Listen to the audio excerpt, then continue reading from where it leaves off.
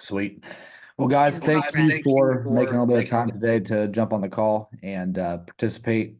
Today, obviously, as we spoke about for the last couple of weeks here, I wanted to get Michael Barlettano on the call. He recently joined with UIP a couple months ago. We'll just say that. I don't have an exact date or anything cool like that, but a couple months ago. And him and his team, for the most part, do everything virtually. He comes from and I won't steal too much of his thunder or anything, but comes from a captive background, as many of the people on the call did as well. Similar scenarios, and has had a lot of success here the last couple weeks, 3 to 4 weeks, on using our digital leads, but using his system. So I wanted to get him on here, ask him some questions, and then kind of have him go over just his day in day out procedure and how he's running these leads, what leads he's running, and just give you guys a feel for what he's doing to have success to hopefully help you all and improving your business as well. So again, don't want to take too much of his thunder, so I'll let Mike kind of kick it off, and thank you, Mike, for making time for us today. Absolutely. Thank you, Waylon. Yeah, a lot of guys, I see a lot of my guys on here, but a lot of people I don't know. Just so you know who I am, I've actually been licensed in insurance for 14 years. That being said, it was for like different reasons. I used to securitize life insurance products on Wall Street, but I became a full-time, I guess, agent maybe 7 years ago. I started at a captive company that was all bait and switch, all in home, everything like that. All you have to recruit, you spend half your day training people that you should have never hired in the first place. And actually became an agency owner over there. That's what moved me to Delaware. I had an office and everything. And I was seeing the world going in a different place than the company was. And I wanted to expand where they wanted me to sit in my little area and, open offices for like the four people who live in Delaware.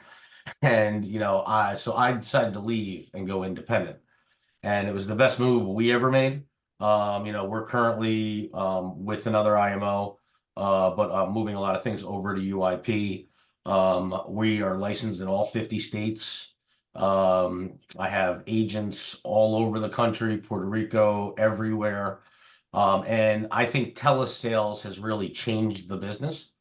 Don't get me wrong, there is nothing better than sitting across the kitchen table with a human being, being able to read their emotions, being able to, kind of read the room that way. They can't hang up on you. But if I was single, no family, and I lived in a more densely place that had more leads right where I was, I'd probably be still in home. But I have a family. I'm lazy. I'm not lazy, but I like being able to work from my house, being able to, spend time with my 3-year-old son. And I just like that I can make 2 sales in an hour if I want to and never leave my desk chair and never have to wear pants that don't have stretchy, a drawstring on them. That's kind of my background. I am an agency owner. I have a large agency that will do, a couple $100,000 a month on average, but I like to sell, or I wouldn't even say sell. I like to help people. I like to be on the phone with clients. I don't want to just sit back and collect overrides. I like to kind of do it from the front, and I enjoy that. So we have come up with systems and everything to facilitate telesales or virtual sales, whatever you want to call it. I think we've been very successful doing it. For me, it allows me to build a bigger agency because I can hire anywhere I want. And also, the biggest thing when I joined this industry and it was all face-to-face driving around, there was big barriers to entry to a lot of people. Whether you didn't have a car, whether you didn't have a good car, whether, you're a single mom or, you're the caretaker in the home, you wouldn't be able to do that, especially the hours you needed to do that. Now with telesales, you can kind of pick your niches and anyone can do it. So we've built an agency since telesales on the people who normally wouldn't be able to do this business.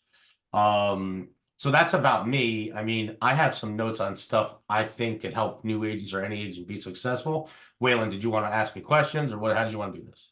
Yeah, absolutely. Absolutely. Thank you for filling in the gaps there. Again, I don't like taking the liberty of telling people's story for them. So I think it resonates. It resonates with a lot of people though, your background coming from a captive environment and then wanting to, at the end of the day, help people. Everybody that I know that's really successful in this for an extended period of time, it's all rooted in wanting to assist and help people at the end of the day. So awesome story. So yes, I did want to kind of ask you a couple questions just to kind of give people again that are on the call some clarity. So since moving some things over, obviously we're transitioning through that. We'll save the people that whole spiel.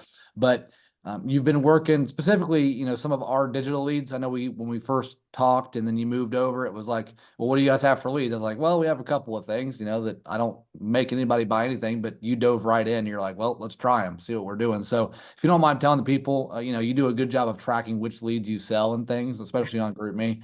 But tell the people kind of, what kind of campaign you have set up, what you have going, and, your results with that thus far. Yeah, absolutely. And guys, before we get into that, if you are not, a social media personality or have a huge network, whether it's church or whatever, you need leads, right? Do not get comfortable in the fact that you've sold a couple things and you got cash coming in, you don't need leads.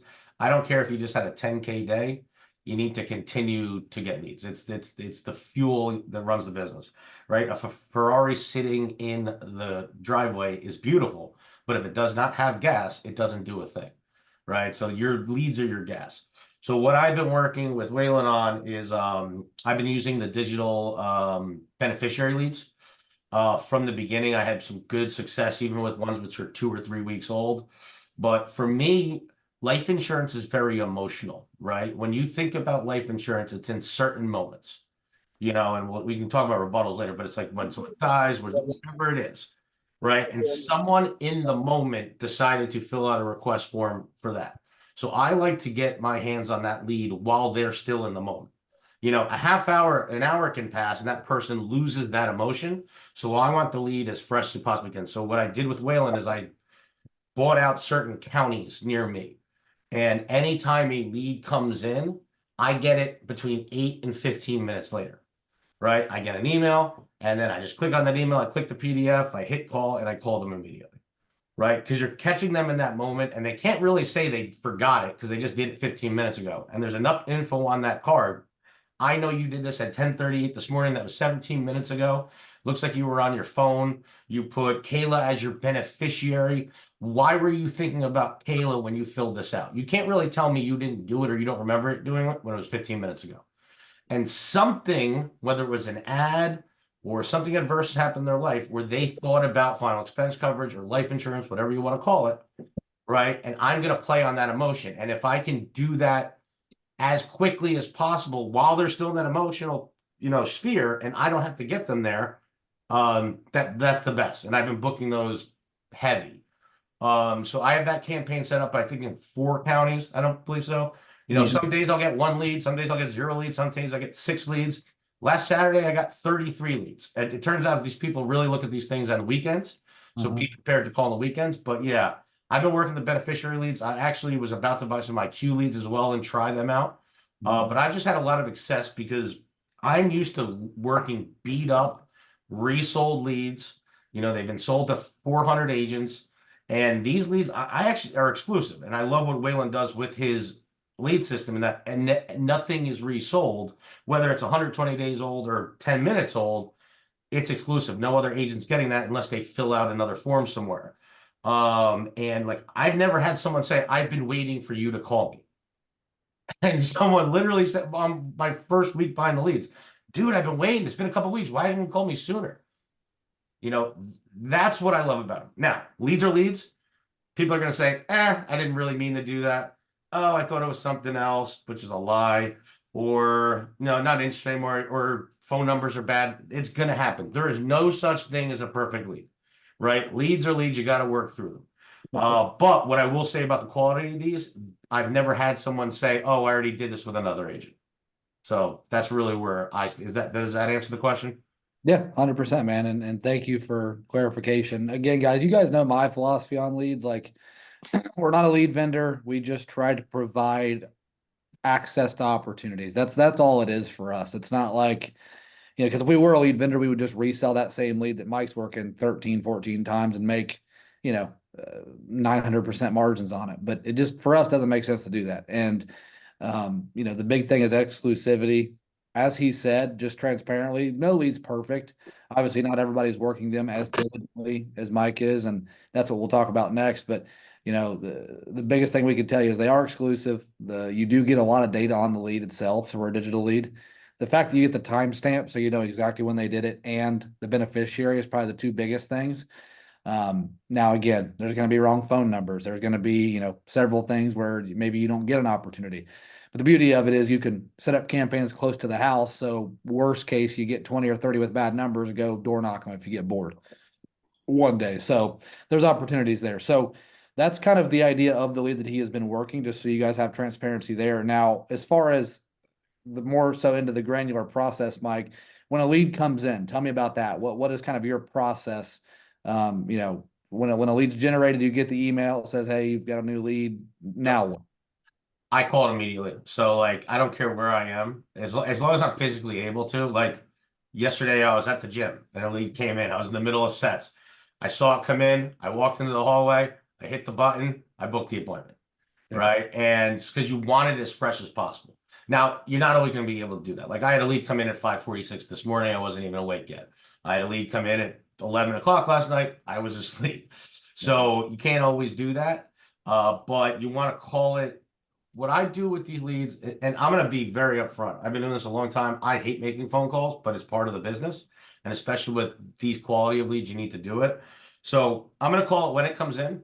But I always try to reach everyone, especially new leads in the first week, at 3 different points of the day, because you never know when someone's available. So like you want to do mornings. Like me, I'm big between 8:30 a.m. and 9:30 is I think this the best time to call anyone. I want to call people on lunch breaks between 12 and 1, and I want to call people between 6:30 and 7:30. In all my time, what I found is those are the 3 best times to reach someone. And again, if you're only calling someone in the morning and they never pick up, there may be a reason, because they're on the subway or they're just at work. You don't know what that person's doing, right? They can fill out this form at any time. They could be at work in the bathroom and fill out a form on their phone, right? But you don't know when they're going to be available. So you have to try different times to call. So what I also do is after I call, I have an AI CRM that does texting for me. I put that lead in the AI. And that AI is going to try to reach out to them 3 times the first day, 2 times the second day, and 1 time the third day. And it's going to do different times as well. And I book a ton of appointments that way as well. Yep. Perfect. So, I mean, the beauty of what you're saying is it's not, I feel like a lot of the stuff that I see and hear that gets advertised in the industry, at least today, especially from an IMO's perspective, is kind of pushing the lead or pushing this new thing they've got or system. What you're saying is literally just get on the leads and call them. It's got nothing too drastic. A lead doesn't sell itself. If a lead doesn't pick up once, it doesn't mean they're not going to pick up the second, third, or 10th time. Yep. What I like about like these CRM systems out there, and there's all different ones, I'm not going to plug just one, is that they stay on top of leads when you can. Guys, I have 14,000 leads in my CRM. Some are 5 years old, right? But it's contacting them every day or every 3 days or every 5th day. And finally, someone's going to respond, right? Like you have to try to contact the lead. Like I had this one guy, Vincent Lentz, I'll never forget, maybe 2 months ago. I bought the lead a year before. I looked at the CRM. It had tried to contact him 48 times, I think it was, right? It finally, he got an email with a life insurance buyer's guide, whatever that is, I don't know. And he calls me, and 30 minutes later, I had a $4,200 sale. Yep. Right. But if you're not trying to get in contact, trust me, these people aren't going to call you back. You got to call them. Yep. So the biggest thing is activity. The done and done. That's all I can say. I love it. So again, the beauty of that is it's pretty straightforward. It's get on a lead program and system. And one thing again, it's not a by any means. It's just simply what it is. There's a ton of territory still available. Mike's doing this in 4 counties. So it isn't like he's blocked out the entire United States. And his volume has been pretty good. Again, like I tell everybody up front, I can't tell you how many leads you're going to get. I don't know. It's all contingent upon how many people fill out the thing in your county. But I can tell you that whatever county you pick, you'll get leads only in that area. And obviously there's the size of the county, the size of the state or whatever, that's going to make a difference. Like if you pick rural Pennsylvania versus like a Delaware County or Philadelphia, it's a big difference in volume. So, we have a ton of areas available. I posted in GroupMe because I got so many damn texts this morning. I was going to blow up, but email the leads team, see if the area is available if you're interested in them, and they come right through opt and through email. So you get them in both areas. Now, obviously, you said you call and book the appointment. So give the people, just a quick version of when you call them. What, if you don't mind, what Sure. do you say? What do you do to book that appointment? Hey, Waylon, my name is Mike Barlettano. The reason I'm calling is because it looks like about 20 minutes ago at 10:40, you had been online. You've been looking at final expense coverage that would benefit, it looks like your daughter, Marie. I just want to make sure you did that, right, Waylon, about 20 minutes ago? Yep. Okay, awesome. So what made you think about Marie and do this? Whatever. And Yep. I get them invested. Okay, Yes. awesome. Well, my name is Mike Barlettano. I have 14 years of experience. I work with over 90 carriers. I don't work with just one. I work for you to get you the, thing that fits you the best. Do you have time right now? Yes or no? Okay, if you don't, okay. What's your I have some availability this afternoon. Are you free this afternoon? Great. Okay, I got a 4 or 5:30. Which one works better? I love it. I love it. But you Simple. want to invest it. That's why I love having beneficiary names. Yeah, no, it's an extra tie down that you don't have with a lot of digital stuff. So you're using the two things that I think are the key, the timestamp and the beneficiary. When you call your, hey, this is my name, you're introducing yourself. I'm calling you about the thing that you were looking at this time at 11:15, at 2:30, at whatever. You're looking for something to benefit your beneficiary. You're using their name. It's important to have those tie downs, and like you said, you do a good job of using emotion to get people to react, because that's a lot of what this is. We're trying to get them to react as quickly as possible and buy. So I love that. That's awesome. So that's that part, and then we won't make you do a whole presentation or anything like that. But how much do you think your in-home and your phone presentation differs? They're they're they're similar, but the phone one I'm gonna keep more concise because the longer you have someone on the phone, the more they're gonna want to get off. If I'm Yep. in someone's house, I have a lot more leeway. But on the phone, I want to be more concise. Like, so I could take it back to when, we were virtual at the captive company. It Mhm. was bait and switch. So you had to build so much rapport that you'd spend 20, 30 minutes because you needed that goodwill to bait and switch them later. Yep. Right? With this, you could subtly do it through the presentation. Yep. Um, you want to find something that makes you memorable as the agent, something they can relate to, whether it's a sports team, a TV show you're watching. Last night I was with someone who lived in Richmond, Virginia. That's where I went to college, and I got to talk about the football stadium and stuff like that. You don't want to spend too much time on it, but you want to keep yourself memorable to that client, right? Yep. Someone, it's not trust, but it's kind of like it's the doors opening toward trust, right? It's someone that it's not just another person on the other side of the phone. It's a human being. So you want to just subtly do that. I can tell you this: I record most of my sales from pick up the phone to hang up the phone. I never spend more than 30 to 35 minutes. Yep. No joke. My average time is about 28 minutes. And you could do everything, learn all about the client, write the application, and build rapport and get referrals all in that time. Because Yep. that client, even though they want life insurance, does not want to be on the phone for an hour and a half. No. Right? So you wanna kind of be concise. So honestly, if I haven't talked to someone before, this is a big trick I learned. The first 20 seconds of that call, I kind of sound like a robot. Not a robot, but someone someone doing a job they don't want to do. Right. Yeah. I sound like, someone making $8 an hour in the basement, a windowless basement in Idaho. Because think about it. If someone's trying to sell you something, if you go, oh, hey, how are you? And you sound all glowy, they know that you're trying to sell them something. If the Yep. bank or the credit card company calls you, they sound a little more monotone, like, hey, Mike, hey, William, my name is Mike Barlettano. I'm calling for customer, blah, blah, blah. Right? It's much more. And they're going to be less likely to hang up the phone, I guess. Yep. And then after you get them emotionally involved with, your tie downs and stuff, that's when you start bringing more inflection into your voice. That's when you start being a little more open with stuff. But does that make sense? 100%. 100%. No, that's perfect.